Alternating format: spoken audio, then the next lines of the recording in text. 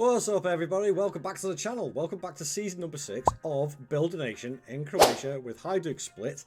Let's get straight into it because things haven't really started that well. It's a little bit of what happened in season 3-ish, and I'm kind of hoping that history isn't repeating itself. It's not as bad a start as we had in season 3, but as you can see from here, we haven't really started that well. Quick look at the schedule, and I can understand why, because we've had to do a lot of Champions League qualifiers again. Losing away at Greece and Dynamo already is not ideal. Picking up draws in our other league games is not good. In fact, actually, if we look at this, where are we? Sorry, we've won 2, drawn 4, and lost 2. Yeah, not the best. Not the best of starts. Not what I was hoping for anyway. But with that Champions League qualification, we are in the Champions League proper this season. So that's nice. What isn't nice is getting Paris Saint-Germain as our first game. That's not good. But anyway, financially wise, we did have a lot of money to spend. After a really good run in the Europa League last season, 30 odd million in the bank, 20 odd million in the transfer budget.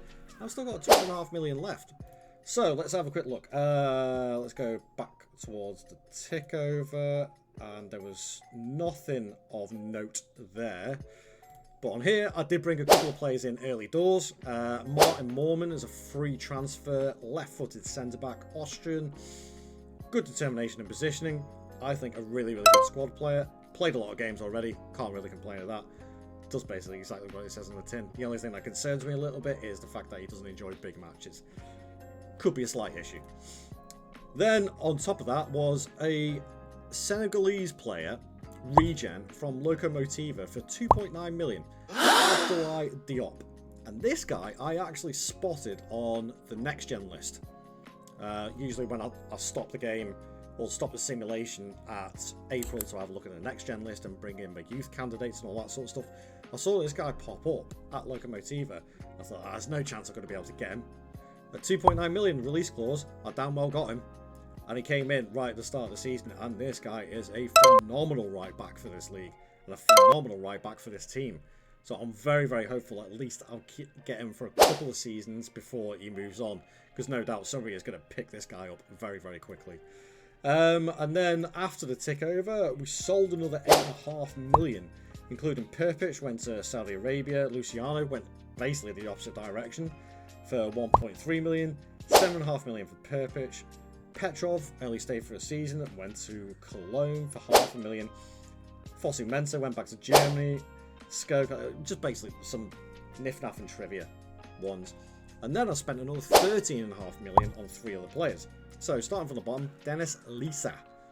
Brought in from Romania, ball-winning midfielder, ball-winning centre-back, and I think he's obviously got a lot of potential.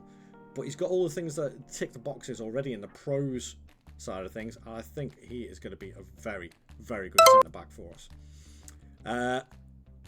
Lubo Puljic from Inter Milan, not Blue. I tried going for him at the start of the window and he didn't want to move. And then, coming towards the end of the transfer window, I noticed he was on the transfer list. And somebody had already put a bid in for him. He's only on the list for 3 million. As a Croatian centre-back who's actually... He started off at Osijek, went to Bayern, then went to AC Milan, then Inter Milan, and then came to us at the age of 22. He's been around a bit. Perfectionist personality, though. I think as a left-footed centre-back, this guy could go really, really far and really take us to the next level. Hopefully by the end of the season we'll see that. If not, I'll be a little bit gutted. And then I brought in another Argentinian player. I seem to bring in a lot of Argentinians, but they've got a good stack of players over there for cheap. From Lanús, 8 million, Juan Romero, deep line playmaker, defensive, brave, determined, good balance. Not the quickest in the world, but still only 19, so you can work on that. Great passing, reasonable technique. The only problem is very injury prone and lacks a bit of consistency. I'm hoping we can get that out of him as time goes on. Only 6 substitute appearances, so we'll see what happens with that. So that's the transfers brought in. Tactically wise, I'm keeping it exactly the same. Squad wise, our squad is stacked now, to be fair. That is 26 players in our squad. So somebody's going to miss out, unfortunately. But yeah, it's a really, really strong squad, ready to challenge for that league title and the Croatian Cup again. But after that start, I'm feeling a little less optimistic about it. But let's go and roll the highlights reel and find out what happens. I'll see you guys after the reel.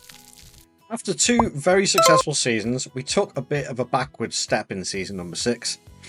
In the Champions League, we gave a good account of ourselves, however. After qualifying past Shkenja, again, 9-2, we beat Dinamo Bucharest 4-0 and Young Boys 6-2, and we made it into the Champions League proper league phase. We of course got whooped by the big boys, but we did beat Celtic, again, 2-1, Sevilla 2-1, and 1-0 wins versus Anderlecht and Salzburg. This meant we qualified for the knockout stages to face Monaco, who actually only narrowly beat us 1-0 to knock us out of the competition. In the Croatian Cup, we made it past Granikar, Gorica and Rudeš again, only to be beaten on penalties by Osijek in the semi-finals. And it was Osijek who proved to be our kryptonite this season, as well as our early season form. Wins after the winter, like 2-1 versus Lokomotiva, 4-0 versus Rijeka, and 4-1 versus Istra, helped move us up the table, but it was all too little, too late, as we missed out on the league title by 8 points to Osijek. Absolutely devastated. Well, I guess it wasn't meant to be for the title this season. That is a little bit annoying, to say the least. We did make a good go of it after recovering. If we have a look at the past positions, a little more after game week 13, yeah, that's when we started to pick things up again. But it was all a little too late sort of thing. Too many silly draws, and losing 5-2 to Istra is not good at all. Drawing to Slaven Belepo is, again, games that we shouldn't be doing that in. Okay, Dinamo rivalry, you can kind of let that one go a little bit, but nah, it's not good enough. And we did play a lot of friendlies as well in the Christmas period, which is quite a surprise because I don't think we've actually done that a lot before. Again, but fair play, we finished second. Congratulations to Osijek for winning that league title, which means now they've won 2, Dynamo have won 1, and I've won 3 in 6 seasons. So who exactly is our rival? I don't know. Osijek and Dinamo Zagreb, I think, are our 2 closest rivals. But yeah. Champions League, I'm not going to knock. In fact, actually, I think the Champions League we did extremely well this season. Being in the league phase, qualifying in 12th, we gave it such a good go. And the fact that we were only a point off the top 8, where you got Juventus, City, Chelsea, Barcelona, PSG, Madrid, United, and AC Milan in that top 8. And we're only a point off that. That is not bad at all. I'm not going to complain of that in the slightest. But again, Osijek being the third on our side, again, but this time in the Croatian Cup. At least we made it to the semi-finals this time. But yeah, that is disappointing, to say the least, especially considering we lost on penalties. And if we got to the final, we would have won that. We would have won that quite comfortably. On the plus side of things, we did have a lot of... I don't know why that's like that. I think I was fiddling around with it. Actually, if we have a look at our best 11, that's what our best 11 is looking like at the moment. Durdov, Ruiz, Sek, Chernak, Zappa, Pukstas, Lisa, Puljic, Chiquillo, Diop, and Vutasov. Really, really good side, actually. I'm very happy with the team and the squad that I've built here. Especially considering, actually, if we go appearances-wise, Vutsov, 55 games this season. At the age of 27, he's developed into a pretty darn decent keeper, and he's now the club captain as well. So, yeah, not bad at all. But let's have a look at the goals anyway. 23 from Demba Sek, 7 assists, 17 and 3 from Durdov in 47 games. That's not bad at all. 16 and 5 from Freegan, Chernak 9 and 9, 9 and 10 from Zappa, 7 and 12 again from Daniel Ruiz, 5 and 5 from Sikatic, who is another Croatian regen through our youth system. And as a striker slash winger, it's very similar to Durdov. Really, really good potential. Really happy with this. And again, at 19, he's only going to get better and better. So I think he's going to be another one to watch out for. Katlinic as well. Only 9 starts, 5 and 5 though. He's another one who came through our youth system. Don't think attribute-wise he looks as good as Durdov or Sikatic, but I think he still can do a really, really good job for us. Just got to find the best position for him. I don't think it's a striker. It's a shadow striker though. Concentration lets him down. That's the big thing, is his concentration. Got to fiddle around with that one, I think. Puck stats again, 3 goals, 10 assists. He is wanted though this time. At the age of 25, Saudi Arabia, go away. Sanyang, he wants to leave. He didn't play, which is not surprising. Romero got a few games, and let's have a look. Attribute-wise, he's progressing. Still the age of 19, so I'm quite happy with that. So there we have it, guys. Before we do, let's have a little look at the financials after that Champions League run. 53 million in the bank, 31.5 million to spend in season number 7. I'm going to have to go big this time. I need to make this team not only completely and utterly unbeatable in Croatia, but I need it to start being competitive in European competitions as well.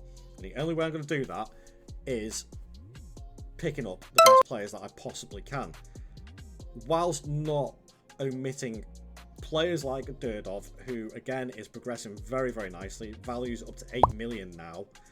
17 goals and 3 assists this season, when he played all the time on the inside forward.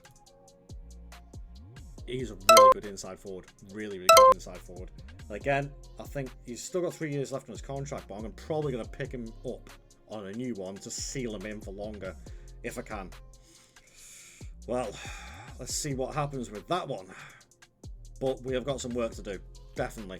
But thank you very much for watching, guys. I really appreciate the viewership on the channel at the moment. It's doing really, really well, beyond what I could hope for. But don't forget to leave a like on the video, subscribe to the channel if you haven't already, and I'll see you guys in the next video. Thank you very much for watching. I'll see you later. Ta-ra.